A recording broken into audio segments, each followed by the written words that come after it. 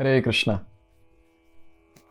Lord Sri Krishna, he descends in this age of Kali Yuga in his channa avatar, in his hidden incarnation as a devotee, and he is called as Sri Krishna Chaitanya Mahaprabhu. Vrajendra Nandan Jai saci-suta hoilo say that Vrajendra Nandan, son of Nanda Maharaj Krishna, has appeared now as Sachi Mata's son called Lord Chaitanya. And Lord Chaitanya, he gave us 8 verses called Shikshashtakam.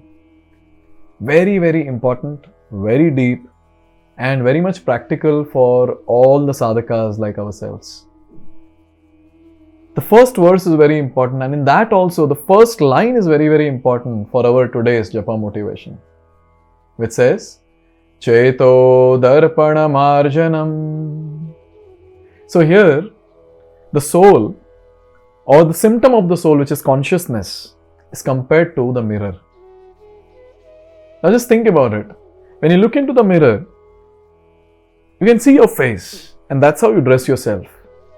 Now just imagine if there is a lot of dust on the mirror, thick layer of dust, and when you're looking into it, you'll not be able to see anything. You'll not be able to see yourself. So what is this dust all about on the mirror? So we understood that consciousness is the mirror, or the soul is the mirror. Then what is this dust all about? Srila Bhaktivinoda Thakur, in his commentary to this particular verse, he says that every living entity of this material world, they have gone away from Krishna. We are called as Bahirmukh. We are looking away from Krishna. Krishna is here and we are looking away from Krishna. So when we are Bahirmukh, what happens is, naturally all the material contamination comes and sits on our consciousness. And our consciousness becomes dirty. What is this material contamination all about? The material contamination is all about the enjoying tendency in this material world. I am the enjoyer. I am the Lord. Everything around me is for my enjoyment. I am not servant. I am master. All this is the contamination that is there. And guess what? Artificially, when a servant starts thinking oneself to the master, just imagine his situation will be so pathetic because he cannot be happy. Because artificially a servant cannot try to become a master. Master is always the master and servant is always the servant.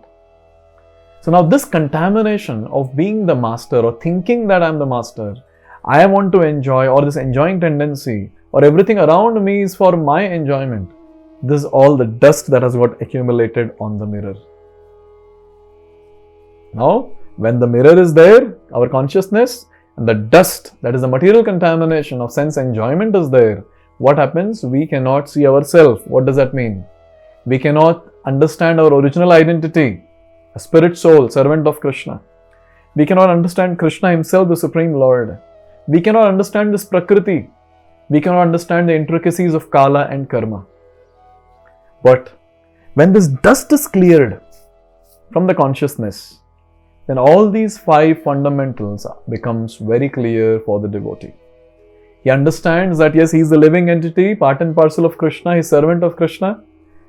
Krishna, the Supreme Personality of Godhead, he is his master.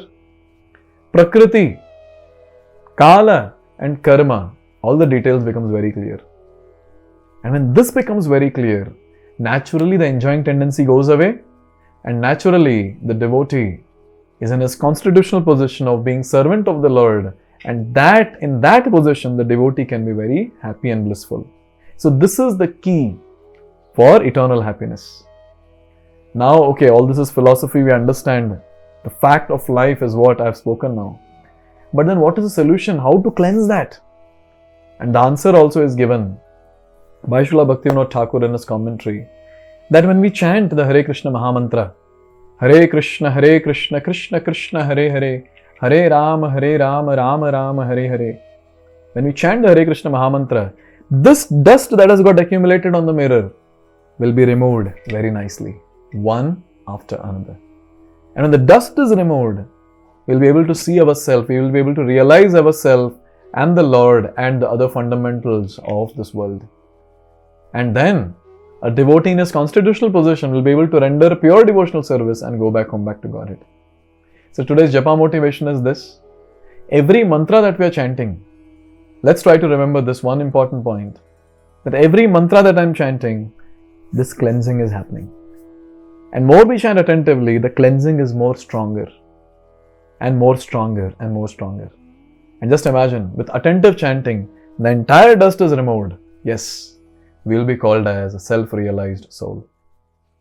Thank you. Hare Krishna.